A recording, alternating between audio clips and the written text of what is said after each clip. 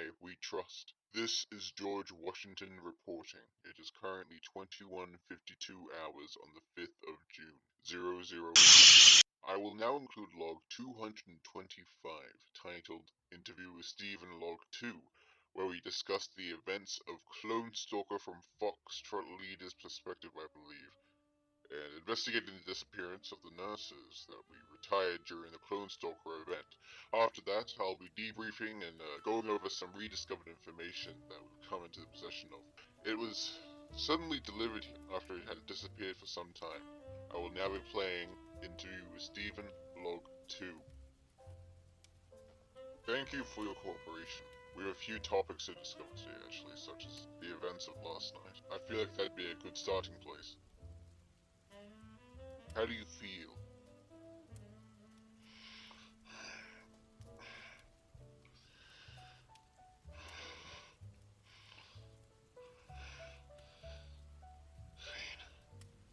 Venus. I'm sure it would have worked.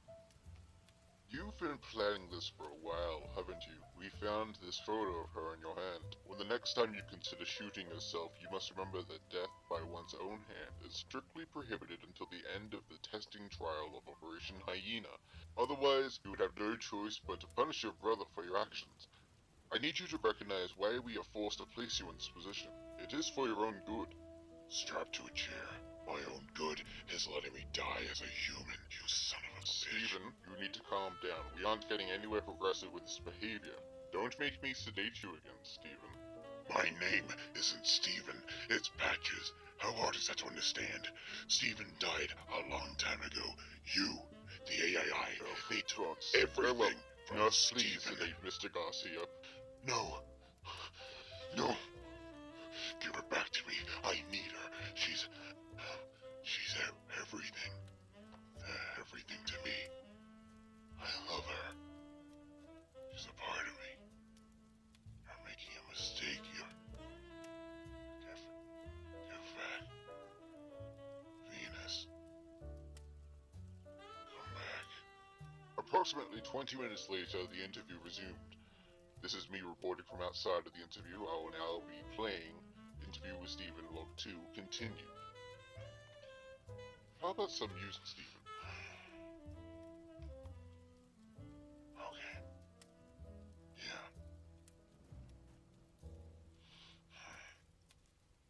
It's been a long time since I've seen rain like this. It's been a long time since I've been out. The last time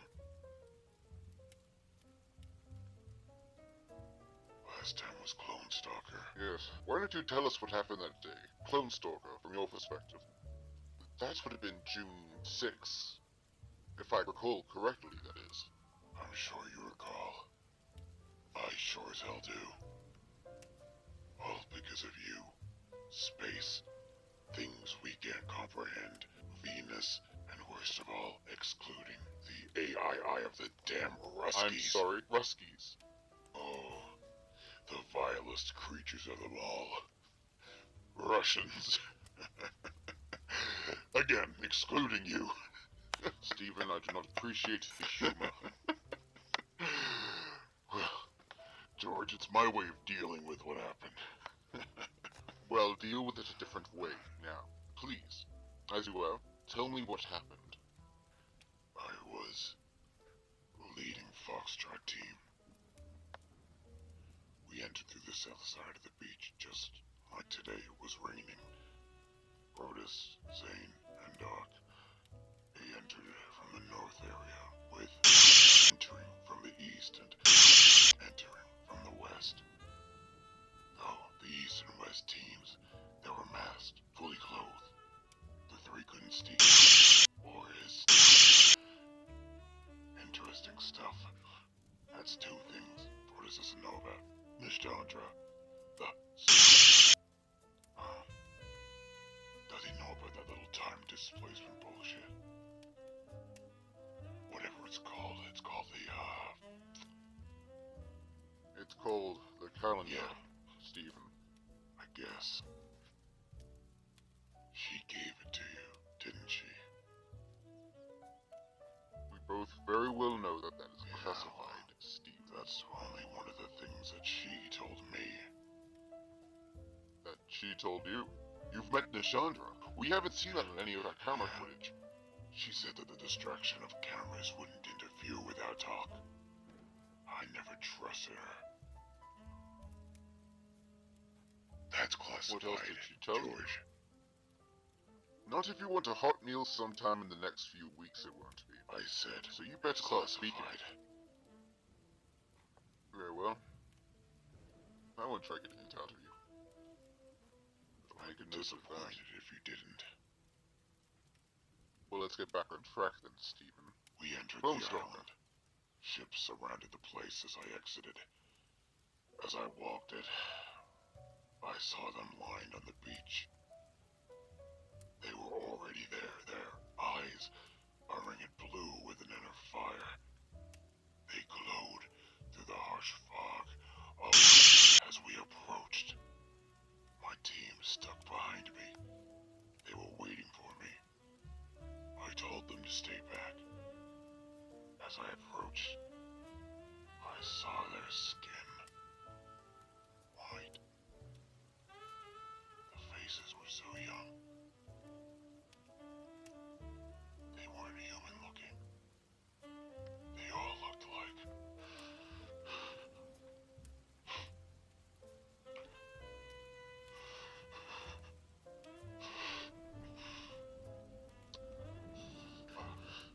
Are you crying? Yeah, I guess I am. How childish. This is my other way of dealing with it. No humor here in the AI, am I right, George?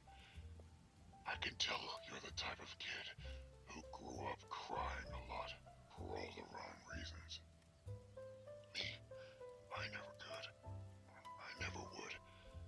My mother, she had this thing she developed where she couldn't show any of her emotions properly.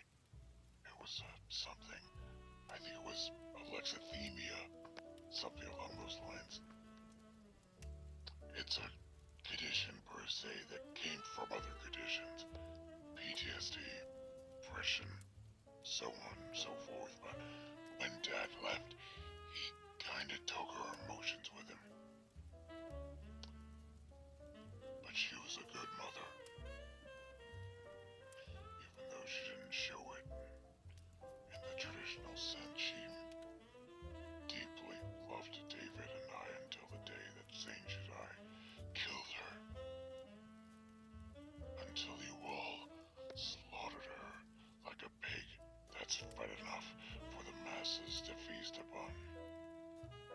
David, he cried all the time. He's always been hypersensitive. Crying if you said something in an off tone that came across as rude, laughing at the worst of jokes. He never really felt love's mom from her. But I did. And for me, David felt it through him. But he cried all the time about it. He cried for her and for me. If Mom ever saw me break down, I don't know. That'd be too much for her, I reckon. That'd be too much emotion, I think.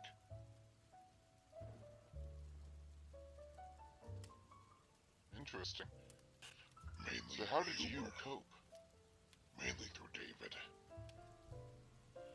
He laughed at everything I gave him. But then he was killed. And then he came back. And he was a fucking pig. And that sensitivity left him. It was replaced with this murderous lust. Everything that the AII stands for, I suppose. Well, in America, we trusted the AII, Stephen. Follow our rules. Follow your rules or end up dead. You speak like a wise man, yes, know Yeah, nothing fuck more you than too, a mutt. George. Stephen, I've been sitting here for the last few moments, contemplating what this nonsense with your mother has to do with CLONESTALKER. I just don't like talking about CLONESTALKER. Oh my god, this is pathetic. You don't feel anything, do you? You're barely human. Well, Stephen, I think I've displayed that I feel annoyance wholeheartedly, as well as a keen eagerness for investigation. And unlike you, Stephen, I'm fully human. I'm not Outside some maybe, beast. but beneath you're made of 3/2 piss, 1/2 expensive cigars. Behind those glasses, I see no soul. I see evil. I see a need to conquer. Stephen, if you'd be so inclined to continue your little CLONESTALKER Did story, I I'd ever be tell much you our appreciated. favorite song? I don't Chet know what Baker, you're talking about. Almost Blue. That's the only good thing to come out of that time displacement shit. She loves that song, and now she's gone somewhere. You know, I don't, and that's what scares me. Continue the damn CLONESTALKER report. Don't tell me what I know. Tell me the Southside story on They it. all looked like her. They were so beautiful, but they weren't really her. They were almost clones. Clones with a spirit. I could see it in their eyes. They were real. They weren't her. It's then I noticed the nurses. They were almost wet nurses, feeding someone else's children. The nurses screamed as they grabbed the children. The children didn't react. They grabbed every child but one, a little girl, no older than 5. She walked up to me and she said words I would never forget. The words being, She told me that my men were about to kill themselves, that I need to take that pain. And finally, with that pain, she said that Emily and I will share a bond, that she'll become two, while still being wholly whole. That youth and innocence will be corrupted, and with that, the ones I heard for will be forever haunted. The ghost of the nurse will bloat and suffer and become a vessel of hatred that she once was. Emily. That child, I shot her, out of fear, out of cowardice, out of pure insanity. As I turned, the children had returned and greeted my soldiers. I watched from behind as their eyes lit up. The men began to scream, many killing each other. I had the youngest run up towards me and grabbed me. He begged for mercy, for help before raising the gun up to his head. He looked at me as he told me that they looked Just like her. just like her.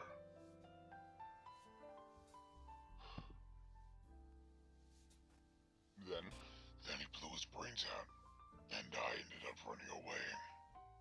I couldn't kill any more of them. I ran to the town and hid inside a building. I ran into one of the nurses. She was a larger lady, fat, real fat. She was afraid. She was just caring for the kids. She didn't know what she had signed up for. I tried to calm her down, but she didn't listen. She ran outside and I just watched. I saw that machine man approach her with the command of Captain Brodus. He burned her alive. They left her, heading towards south, heading towards the children, the ones I couldn't bear to hurt. The nurse dragged her body in a most unhuman way, her skin crackling. I hurried to her, yet she grabbed onto me and squeezed. I felt my bones ache as I reacted hardly.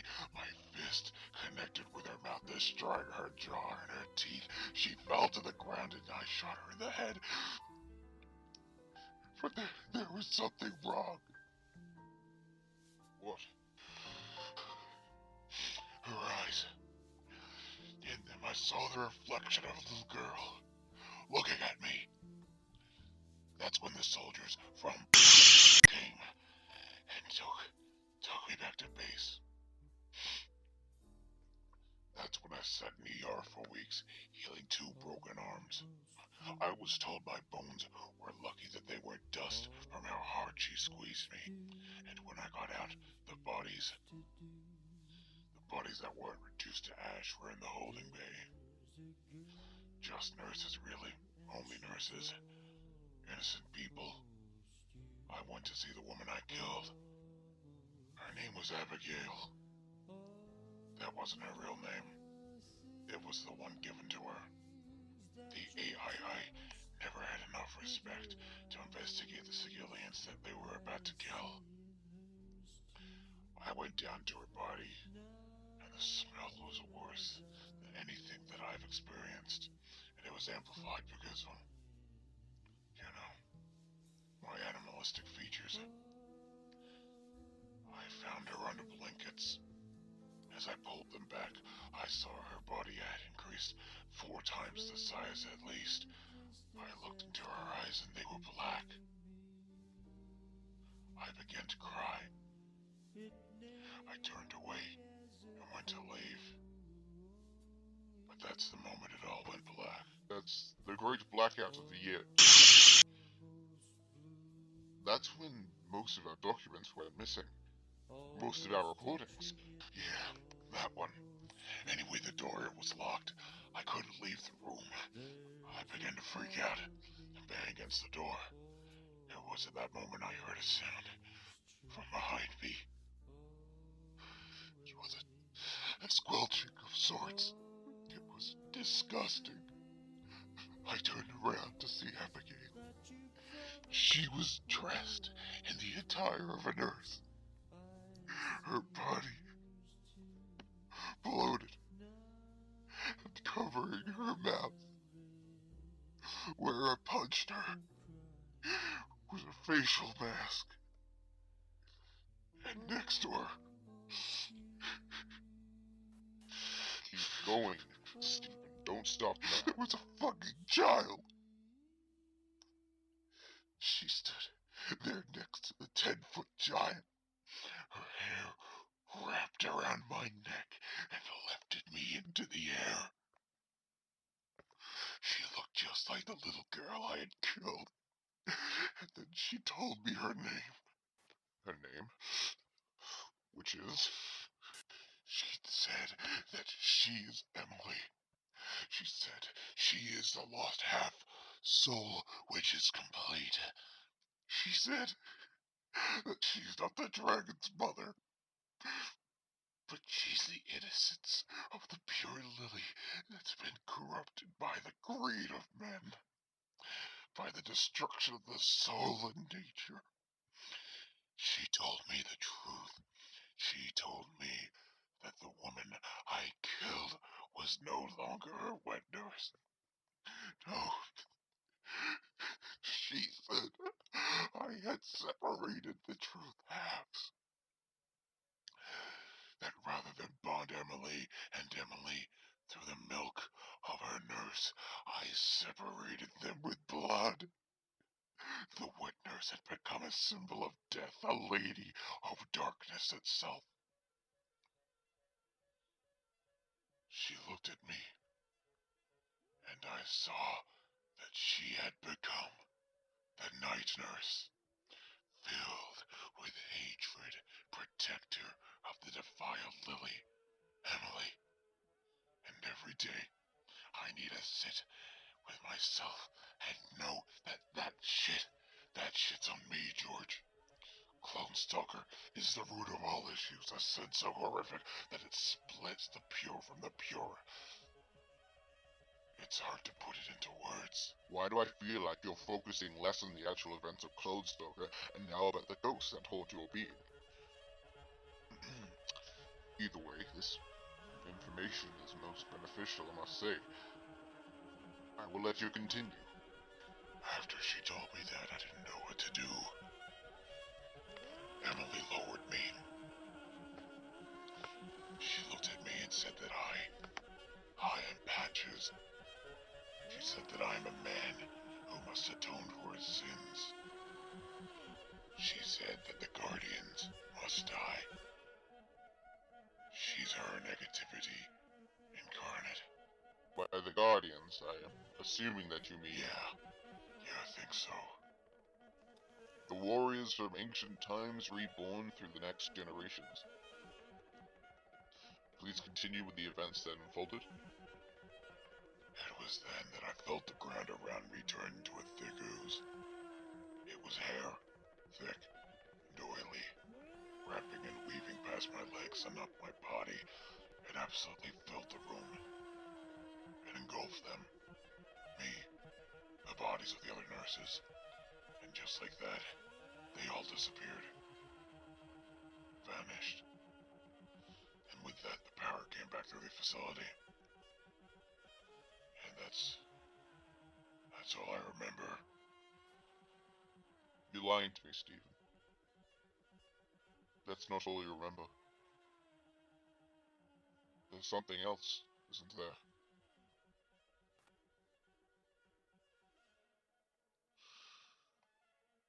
I saw a series of figures. They were dressed in red. They told me that they were the acolytes of the tree. The robes dragged upon the floor, yet beneath the robes were nothing but branches. Branches. Branches or legs. What type of branches? Branches of a willow tree. I haven't seen one in years. They said to me that the events had now been set in place for her plan. Whatever that means. And then they disappeared. And I'm being honest with you when I say, that's it.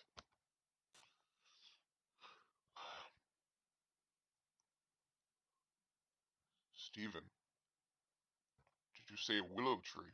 Look, George, I've told you all I know. Are we done here or not?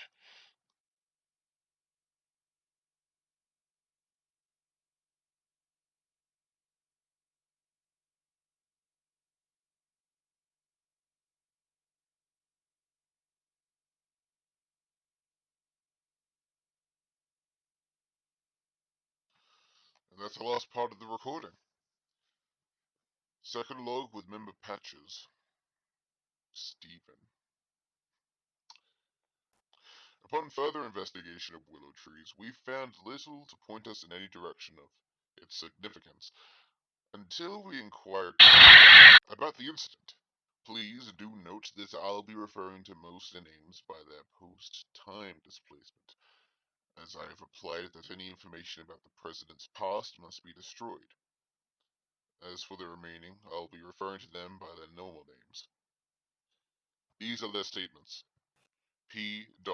John Adams claims no affiliation. P. Thomas Jefferson claims no affiliation. P. Andrew Jackson claims no affiliation. P. John Tyler claims no affiliation. Lee Dr. Carlstein v. Dominguez claims no public affiliation prior to the investigation, yet insists that he has a keen interest on the matter. Placing him forward as a lead investigator into this matter would either be wise or foolish, judging by his very young age, yet his status of lead doctor assists his involvement. P. Abraham Lincoln claims no affiliation. P. Andrew Johnson claims no affiliation. P. G. Brodus V. S. Dragonra withheld information from us, with his rank allowing him to. I suppose at this point it is worthy to note that Brodus has been withheld from knowing the involvement of lead Dr. Carlstein v. Dominguez, Nishandra, Professor, or the. Yet, we believe he may have suspicions about the. We also have indeed contacted messengers of the entity named Gon. However, only myself and researchers level J are allowed to maintain contact. Next and final piece of discussion is short but worthy of noting. Brodus has been found around the base highly sedated, presumably self-sedating. We were able to sit him down for a moment before inquiring about his progression with Somos. S.O.M.O.S. Here's what we found. Sonos team. I don't care much for Sonos right now, George. I'll take care of it a bit later when the Russians let us into their country. Maybe they won't. Either way, killing Static shouldn't be too much of a problem, Zane and I. George, I'm currently reading this book, Sorrows of Young Werther. It's interesting. I relate so much to Charlotte. She reminds me of me, and Werther is my Ava. It's almost uncanny. Werther, Charlotte. And, Brodus, who would be your Albert? My Albert? Who do you think? And tell me, Brodus, does Charlotte not die of a broken heart at the end of the matter?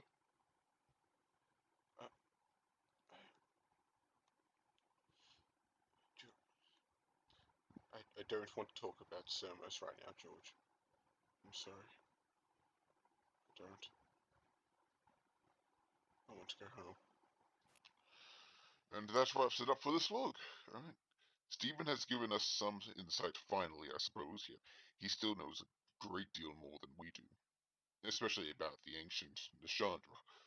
We speculate that Nishandra might have taken the form of the Japanese myth of the Yukiona, taking the form of a succubus, that is, as has taken the form of the monolith of wisdom and knowledge. Right, well, that is all. Nurse, would you please stop the recording?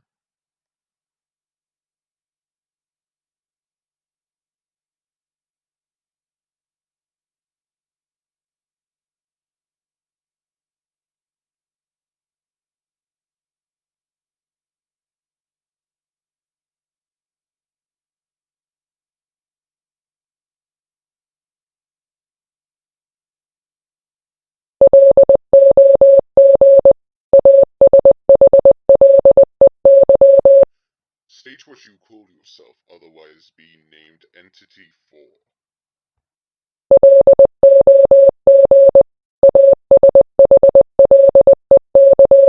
Then what should we call you?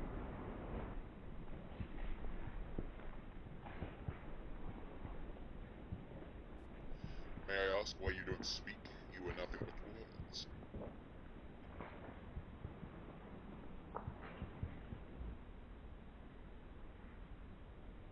Where are you?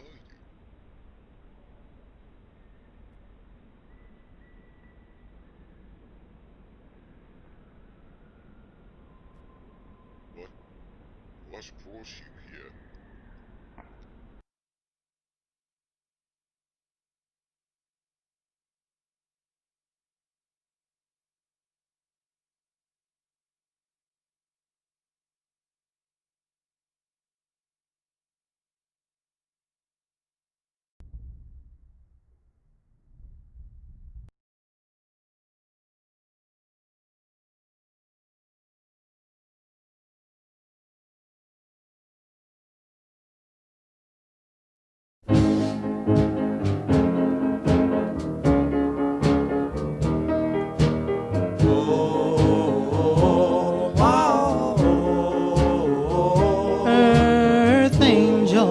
Earth angel, will you be mine, my darling dear? Love you all the time. I'm just a fool in love with you.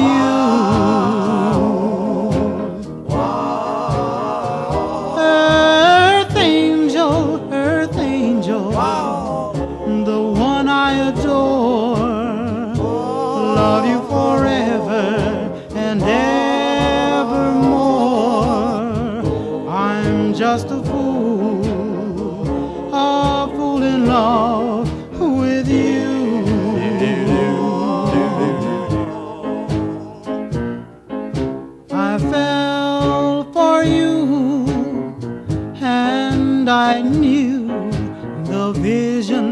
of your loveliness. I hope and I pray that someday I'll be the vision of your happiness. Oh, oh, earth angel, please be mine, my darling dear. Love you all the time. I'm just a fool in love with you.